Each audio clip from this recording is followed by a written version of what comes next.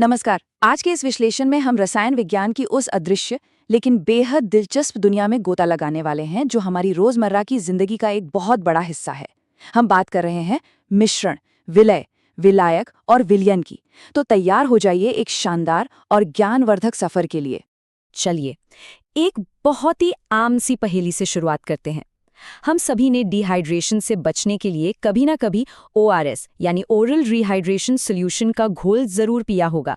लेकिन क्या कभी इस बात पर ध्यान गया है कि चाहे उसका पहला घूंट हो या बिल्कुल आखिरी, उसका वो हल्का नमकीन और मीठा स्वाद हमेशा एकदम परफेक्ट और एक जैसा ही क्यों लगता है?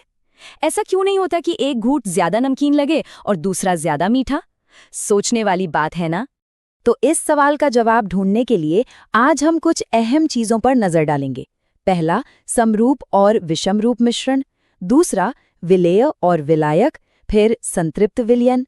उसके बाद तापमान का असर और आखिर में प्रकृति और विज्ञान में विलायकों की भूमिका। चलिए बिना देरी के शुरू करते हैं। भाग 1, समरूप बनाम विषमरूप मिश्रण। यहाँ एक बहुत ही बुनियादी सा अंतर है। समरूप मिश्रण यानी होमोजीनियस मिक्सचर वो होता है जिसमें मिलाने वाले सभी घटक पूरी तरह और बिल्कुल एक समान रूप से घुल जाते हैं। हमारा ORS इसका एक परफेक्ट उदाहरण है।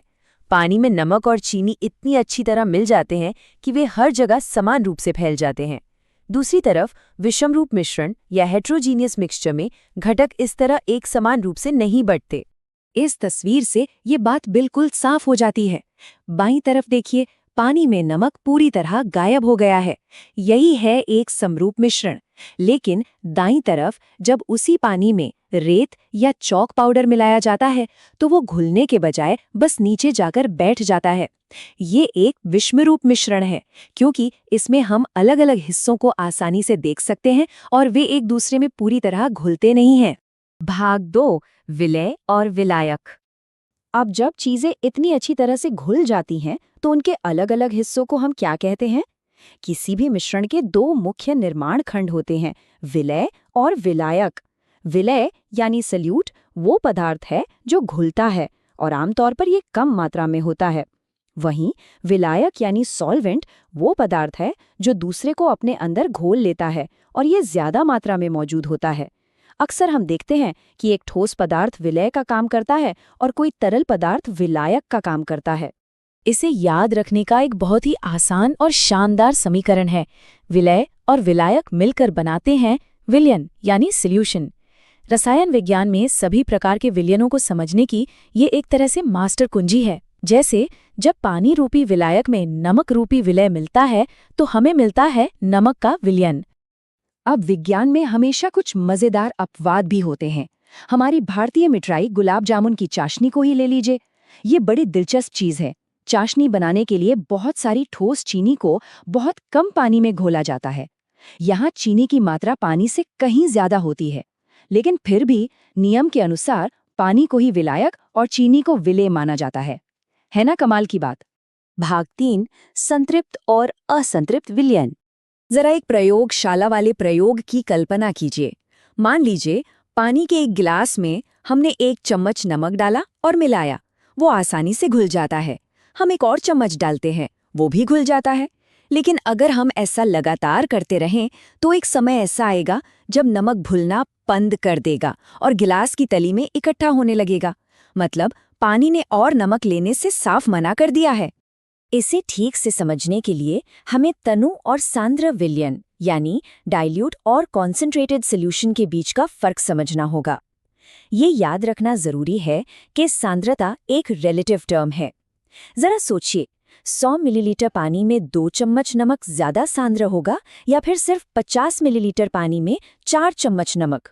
बिल्कुल सही, 50 मिलीलीटर में 4 चम्मच वाला विलयन कहीं ज्यादा सांद्र होगा क्योंकि उसमें विलायक के मुकाबले विलेय काफी अधिक है। तो यहाँ सबसे काम की बात यह है कि जब वो अतिरिक्त नमक गिलास की तली में जाकर बैठ जाता है तो उसका सीधा सा मतलब है कि विलयन अपने घुलने की चरम सीमा तक पहुंच चुका है।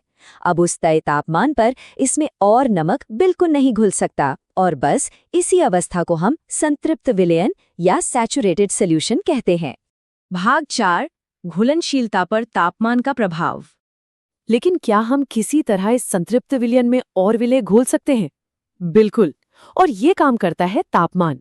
ये टेबल देखिए, गर्मी कैसे एक संतृप्त विलयन को वापस अनलॉक कर देती है। अगर हम पानी में बेकिंग सोडा घोलें तो 20 डिग्री सेल्सियस पर बहुत कम सोडा घुलेगा। लेकिन अगर उसी पानी को गर्म करके तापमान 70 डिग्री सेल्सियस तक ले जाएं तो सबसे ज्यादा बेकिंग सोडा घुल जाएगा। इसका मतलब साफ है कि तापमान बढ़ाने से एक संतृप्त विलयन वापस असंतृप्त बन जाता है और वो और अधिक विलय को सोखने के लिए तैयार हो जाता है। भाग 5 प्रकृति और विज्ञान में विलायक। बीकर और प्रयोगशालाओं से बाहर निकलकर असल दुनिया में आए तो हमारी पारंपरिक आयुर्वेदिक चिकित्सा में जड़ी बूटियों से उनके औषधीय गुण निकालने के लिए पानी, तेल, घी और दूध का बेहतरीन विलायक के रूप में सदियों से उपयोग किया जाता रहा है। आधुनिक विज्ञान में भी ये उतने ही जरूरी हैं। डॉक्टर असीमा चटर्जी का ही उदाहरण ले लीजिए। उन्होंने औषधीय पौधों से मलेरिया और मिर्गी को रोकने वाले बेहद महत्वपूर्ण यौगिक निकालने के लिए इन्हीं विलायकों का बड़े पैमाने पर इस्तेमाल किया था। ये जानना वाकई बहुत प्रेरणादायक है कि वे विज्ञान में डॉक्टरेट हासिल करने वाली सिर्फ दूसरी भारतीय महिला थीं और उनके इस रिसर्च ने अनगिनत जानें बचाईं। अब एक बिल्कुल अलग और अद्भुत सवाल की ओर बढ़ते हैं। अगर मछलियों और दूसरे समुद्री जीवों को सांस लेने के लिए ऑक्सीजन चाहिए, तो वे गहरे पानी के नीचे जिंदा कैसे रहते हैं? क्या वे पानी के बुलबुलों से सांस लेते हैं? यहीं पर विज्ञान का एक बहुत ही खूबसूरत पहलू सामने आता है। विलय हमेशा कोई ठोस चीज ही नहीं होती।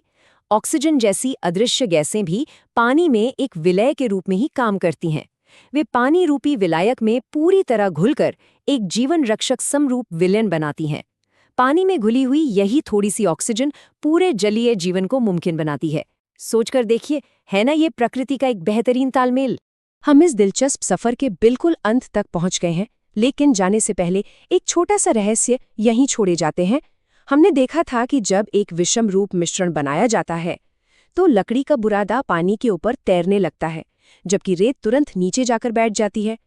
ऐसा क्यों होता है कि कुछ चीजें तैरती हैं और कुछ डूब जाती हैं?